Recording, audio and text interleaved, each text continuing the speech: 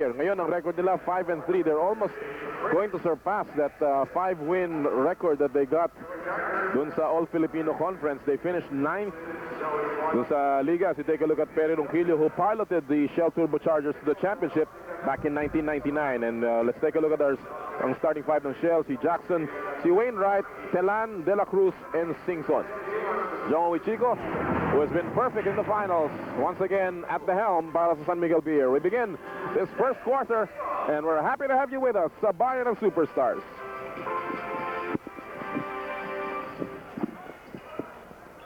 Jackson controls, opening tip.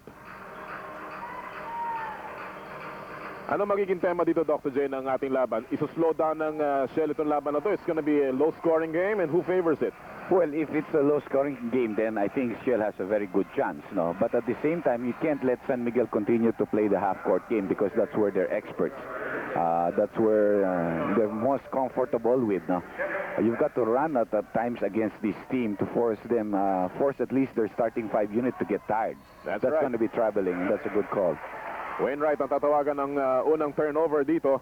You know, it's amazing kung anong nagawa dito ni Perry Ronquillo sa kompanan ng Shell, Dr. J, dahil naman natin last year, they had only 9 wins all in all sa buong season. 5 of that came in the All Filipino Conference. And this year, they're already up with 5-3 record, 4 wins short of their entire record last year. Well, they came up with a good rebuilding. We're going to have a hand check foul called against Dale Singson. Alam mo yan, Noli, yung what happened there was, of course, Benji was injured for most of the second part of the season. And then you had a new people coming in. You lost Victor Pablo, you lost Noy Castillo. Esplano was also hurt somewhere in the picture last year. You really didn't have enough players. That's right. To come up with anything decent, and almost a steal there after a conversion by Danny Ildefonso against Chris Jackson. And the people na napulot o nakuha ng Formula Shell Turbochargers, Dr. J, malaking bagay na itutulong. Si Rob Wainwright, for instance, is averaging close to 13 points a game. Si Michael Rayback is averaging close to 9 points a game and about 4 rebounds. So malaking bagay itong dalawang player na ito na pick up nila during the off-season. And Telan also came in the off-season. That's right. Released by Tanduay after a certain period, and he has blossomed dito. One thing you can say about Perry Ronquillo, if what we heard is accurate, is that the players want to play for him. Yan ang pinaka-importante, yung motivation factor na binibigay niya sa kanyang mga players.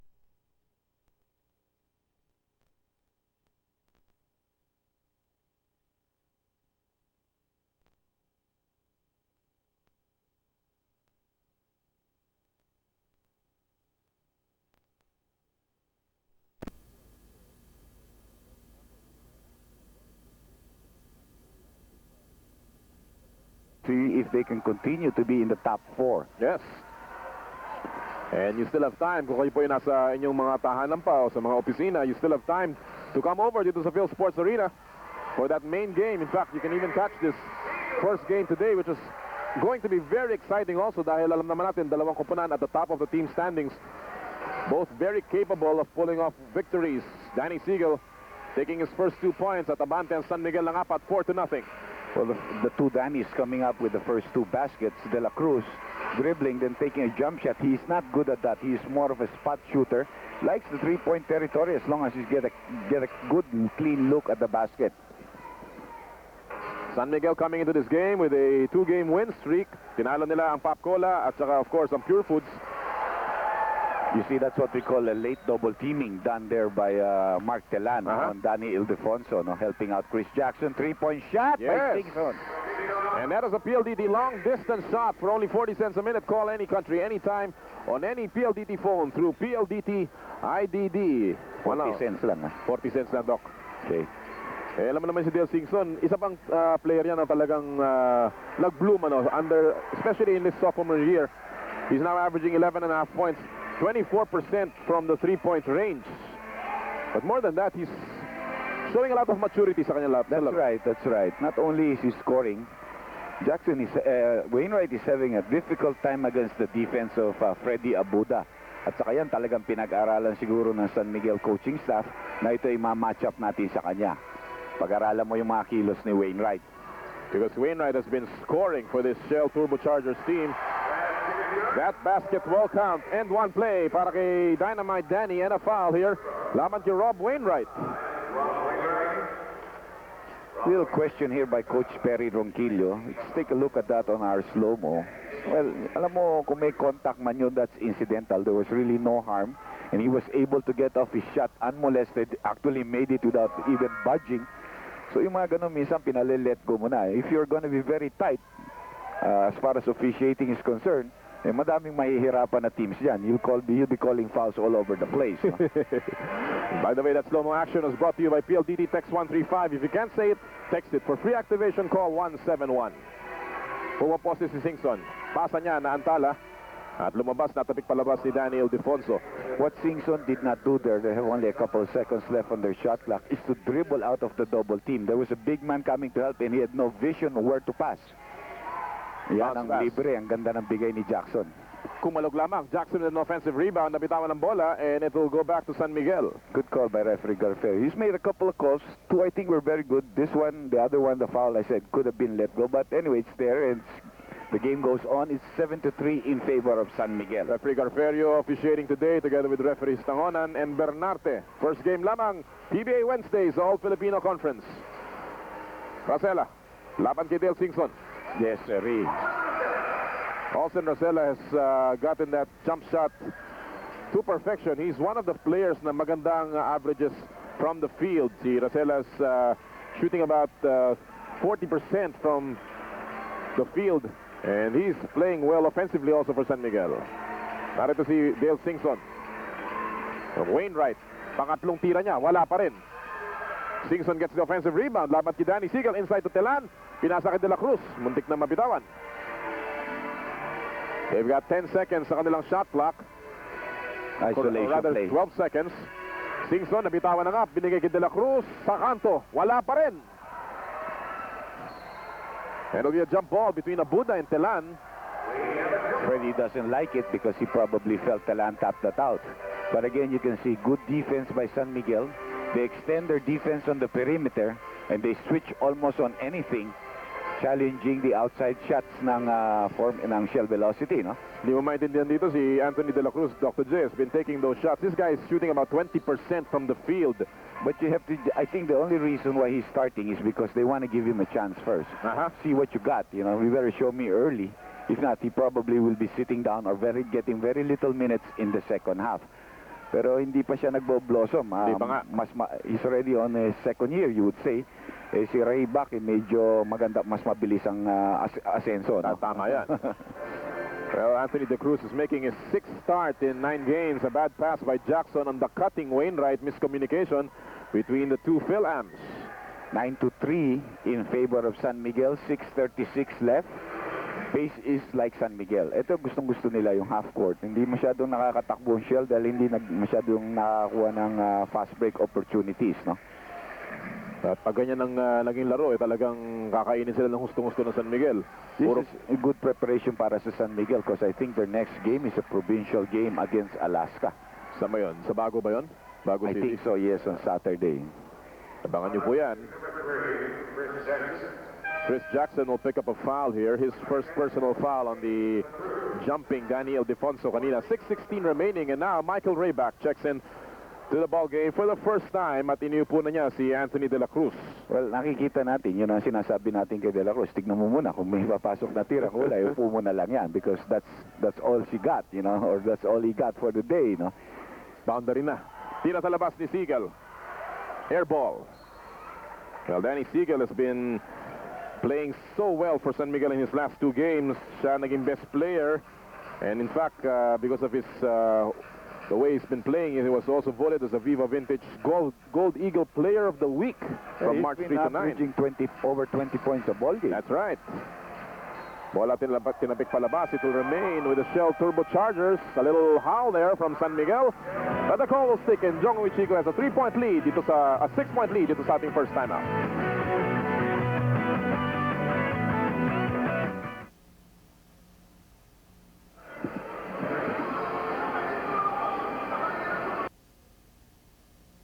Tinawag dito si Ildefonso at si Chris Jackson na maglulundagan sa front court ng Shell. As we take a look at Pure Foods head coach Eric Altamirano taking down notes here. But his team has also been struggling after a good start. And then they had the problem of Andy Siegel getting injured in their last game, in a very important game against Mobiline that could have distanced them among the tail enders. So he's got some work to do. They're tied for second to the last place, tied for the 8th spot actually. As we take a look at some Quick-Tite numbers here. Brought to you by Quick-Tite, the all-in-one glue technology by Loctite. And there's Rosella again. San Miguel likes those perimeter shots. And Austin Rosella takes good shot selections. If he has to take a three-point shot, he'll take it. But if he can get a 20, 18-footer, he'll do that. You know, he won't be satisfied getting a three-point shot when he can get something closer. Sign of a very mature player. Oh. Alam naman natin si Rosella, veterano, has been, or played for the national team, of course, dun sa Centennial team. Tira ni Wainwright, kumalog, rebound, mapupulot ni Rosella. Hinarangan ni Singson at may foul si Dale Singson. I think that would be number 2 on him. Yes. And we know the rotation. Alam naman natin ang rotation ng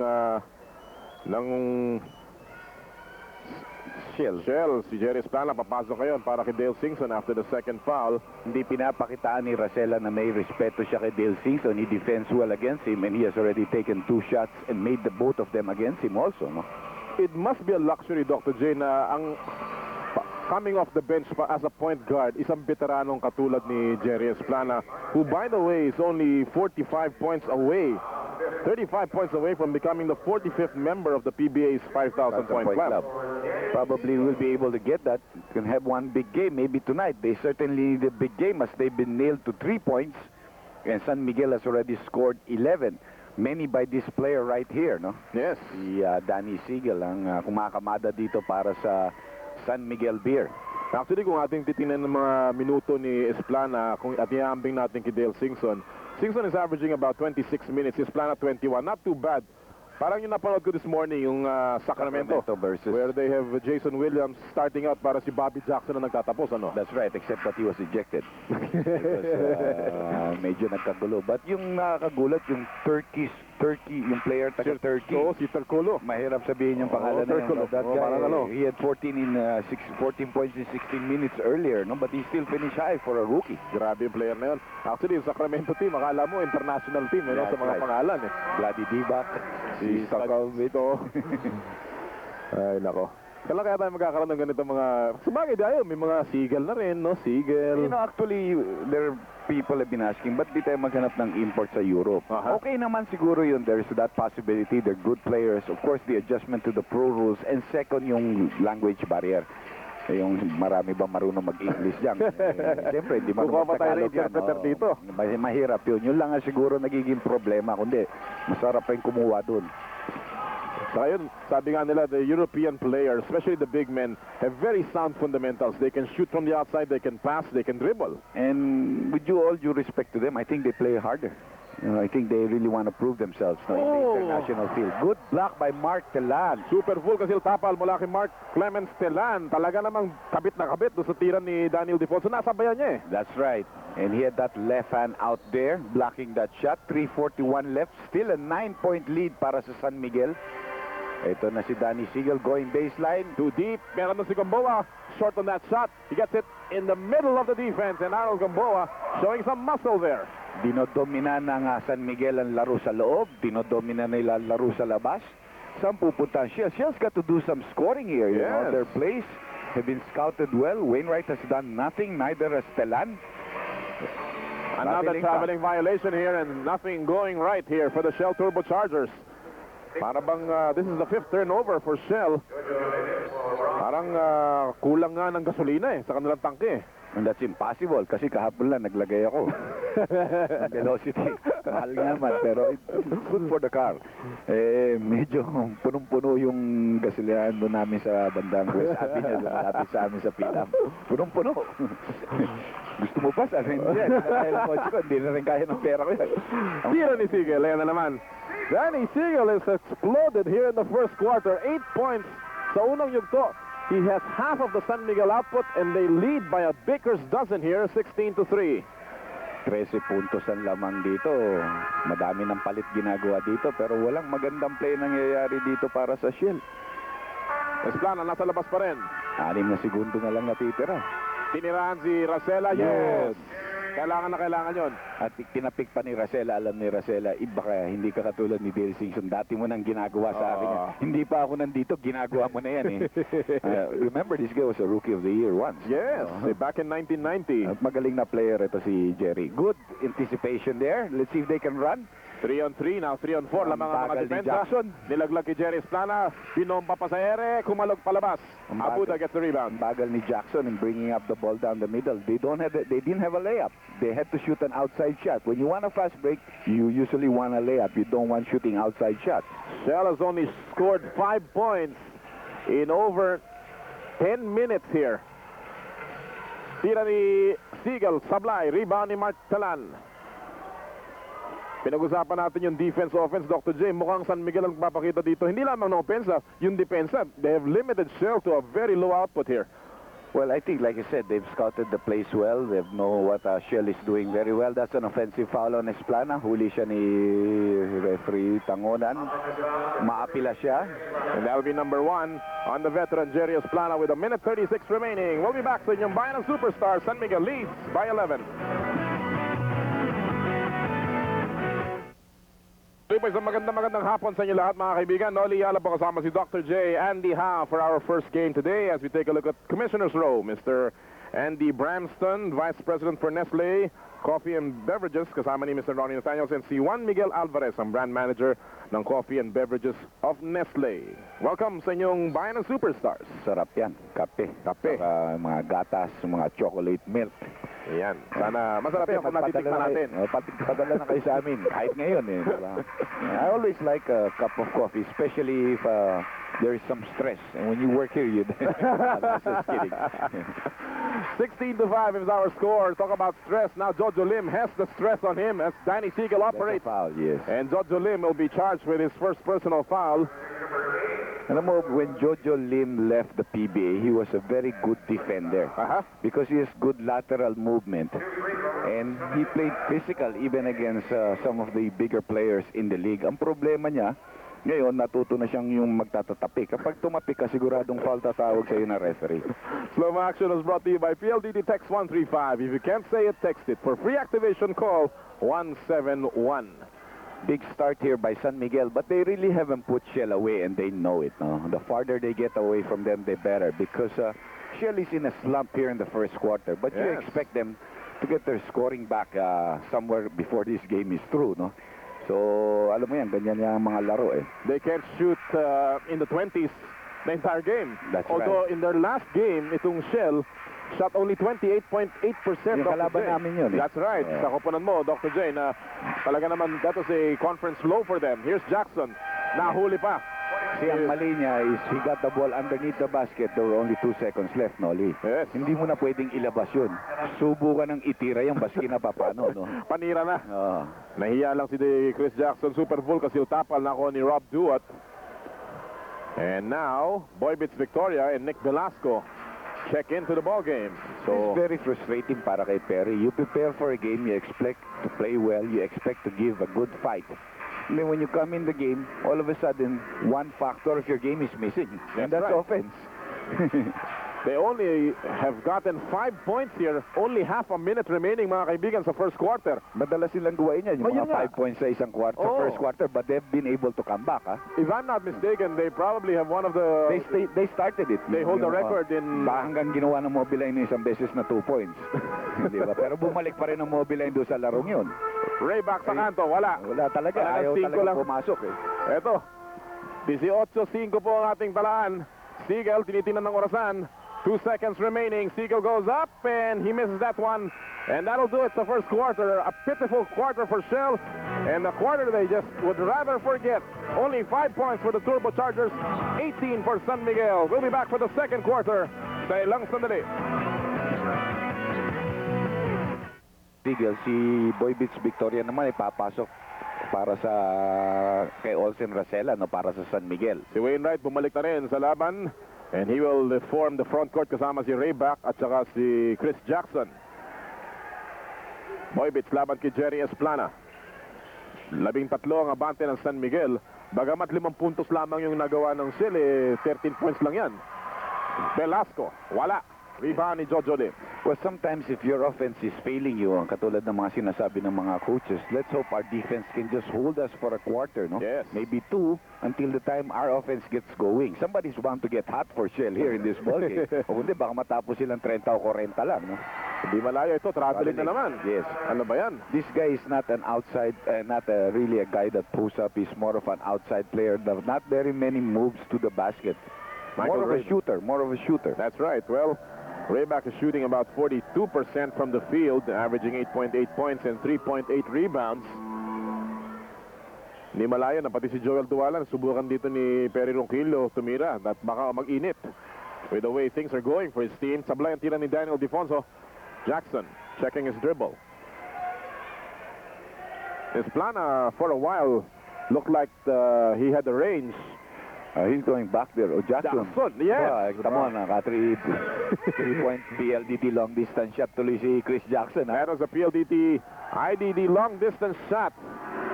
Jackson is 40% three-point shooter. He's, I think, even a better shooter from the three-point territory than from the two-point territory. Ildefonso, hinamon ni Jackson sa loob si Velasco, double team, turns around, fall away. Very close to a 3-second violation, which is what the Shell officials were asking. Because matagal na nagpapaikot-ikot doon si Ildefonso. May pumasok na doon bago nabigyan ng pasa yun. It was very close. It was close. Pinag-uusapan natin yung field goal percentage ni Jackson. Tama ka, Dr. J. He's a 40% three-point shooter.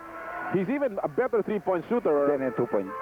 Even as good as a free throw shooter. He's only a 40% free throw shooter. Ayun naman, alam rin niya yun.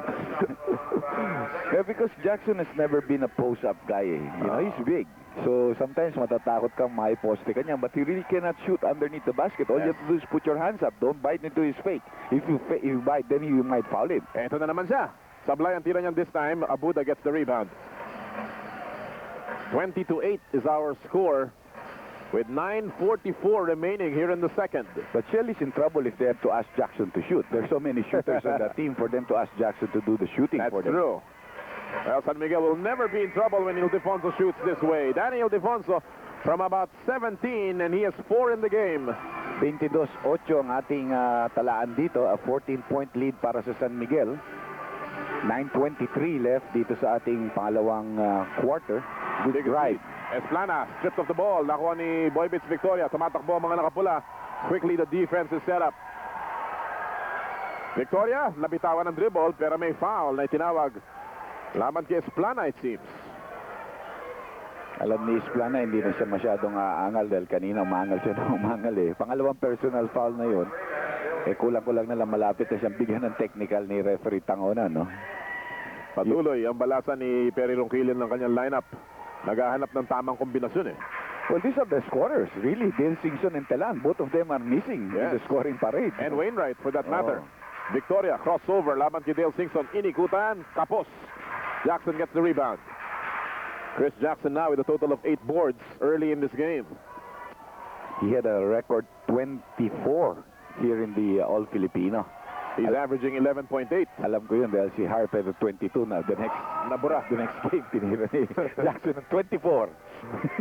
Ibang klase talaga yung mga film natin. Nice jump shot kanina. You know, but Jackson is only about a 6'3.5" player. Yes. It's just that he works hard to get the rebound. He positions himself. Look at this one. Good steal, good defense. That's a nice steal by Jackson. He has 3 points, 8 rebounds, 1 steal. He's doing it all. Here's Wainwright. Pasa sa labas. Singson from long distance. Kapos. They're really off the rhythm here. I mean, even their spacing is very, very poor. The timing of the passes. Oh, Jun Marsan seeing action for the first time replacing Jojo Lim. Ito, may possible scoring rin ito. Mamata-matayin mo yan, pero may tira sa labas yan at mabilis rin tumakbo. As you take a look at the Tower of Power, 2-time MVP Benji Paras, just hoping and wishing that he could help his team somewhere along the line. He's only played 5 games, All Filipino Conference. In the last game, he only played about 6-7 minutes. Yes. Hindi naman nagtagal sa laro yun. And yet, itong Shell is in contention for those one of those 2 spots up the team standings. Well, you know, some of the teams started late. In other words, late in really maturing. Yes. And of course, the other teams that work hard got a good jump. And one of them, of course, is Shell, na maaga rin nagpahinga naman nung 2000 season. Yeah, you know, gutom yan eh. Di ba? Gusto mong makabawi. You were the last place among all the teams after 3 conferences. And yet, hindi lang nakuha yung top pick. Eh, ano yan eh? Draw of the luck. Bola na pulot yung Duwat sa labas. 7 minutes and 11 seconds. They would have gotten Ray back also if they were the first pick. They expressed that opinion. That's an offensive foul. That's a good call. Yan ang kasarapan ng Marsan. He's willing to take that charge. How many people are willing to take that charge here in this league? Oh, yes. One of the best in taking the charge. June Marsan. Let's watch it again. He gets there and he just holds his ground, but he also protects his body by putting an X on his 2 hands, no, to make sure na hindi naman masapul ng tuhod mo yung aking chest. No? That's right. 22-10 yan po ang ating score sa kasalukuyan. Offensive foul laban sa Shell Turbochargers. Telan ang tinitingnan ni referee Tangonan. That'll be number 2 now on Mark Telan. Yan ang masakit. After getting a good defensive stop, itatapon mo sa kabila. 11 turnovers already, Dr. J, para sa Shell. Well, because offensive fouls are considered turnovers, and they have had a few here. Esplana had a turnover, an offensive foul called against him. Mga ganun ay nakakasakit. Then they missed a couple of shots at the 24-second shot clock, caught up with them. Ang kanilang average sa turnovers. Jackson, how many steals does he have? That's one thing we have to look at. Huh? Titignan natin mamaya yan. Telan off the glass, and that's a good shot from Mark Clemens Telan. As you said, Shell is better in forcing the turnovers. They're the best in the league. 20 turnovers ang kanilang napipilit sa kanilang mga kalaban. They average about 17 turnovers themselves. But today, they already have 11. Binuhat ni Duwat si Jackson at si Marsan at tatawagan ng foul si June Marsan. Well, a courageous move there by Robert Duwat. Noli, kasi nakita natin doon na medyo nung unang pasok niya dito sa liga nito, he was not much of a guy driving in or doing the right things when he's driving in. Pero dahil nalalagay na siya sa rotation, medyo nagkakaroon na siya ng konting kumpiyansa. That's right. Well, Rob Duwat last year played 23 games out of the possible 58 ng San Miguel. He only averaged 12 minutes a game and only 3.1 points per ball game. Well, this year, look at his numbers, almost close to that, 2.5 points and 10 minutes per ball game. Pangalawa ni Duwat, nagmintis, rebound ni Telan. They're down by 11 with 6:20 remaining sa second quarter.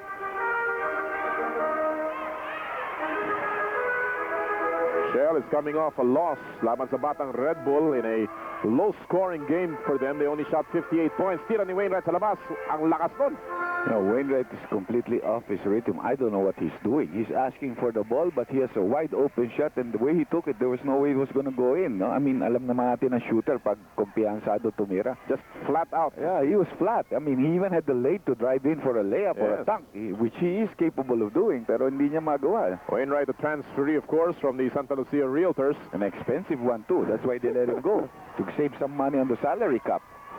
Well, he led the scoring, Dr. J, laban sa Batang Red Bull. There's another shot by Olsen Racela. Racela's been on target today. 6 points in the game para kay Rara Racela. Saka magataas ang kanyang percentage from the field. 25-12. Not a high-scoring ball game at all. Tandaan niyo po, 5 puntos lamang ang nakuha ng Shell noong first quarter. Here's Singson, Pectus, pakabila. Nakuha niya yung kanyang mintis and gets the basket on second servings. Parang traveling pa nga yun. Parang dito mamasaring. Yeah, and when he got the ball, I think he lifted his pivot foot before, so he could make the reverse. Now, he didn't dribble it, but he did get the basket, so it's 25-14, 11-point lead for the Beermen. Singson with 5 points in the game. Posting up Abuda against Marsan. Nilabas nila kay Velasco, libre si Nick, and St. Nick getting a jump shot from about 15 feet. Well, the defense on the weak side was not aware of what Abuda is going to do. He was not going to go on Marsan one-on-one. Marsan is a good defender down there. He was just looking to penetrate, drive, and draw. Kulang no? Kulang sa rotation itong Shell so far. Kanilang opensa naman yan. Finally, the stroke was there. Rob Wainwright with a basket. And that cuts down the San Miguel lead to 11. 4.5 remaining dito po sa second quarter. Well, they've already scored 11 points in this quarter, so it's already a plus para sa Shell, no? Oo. We still have about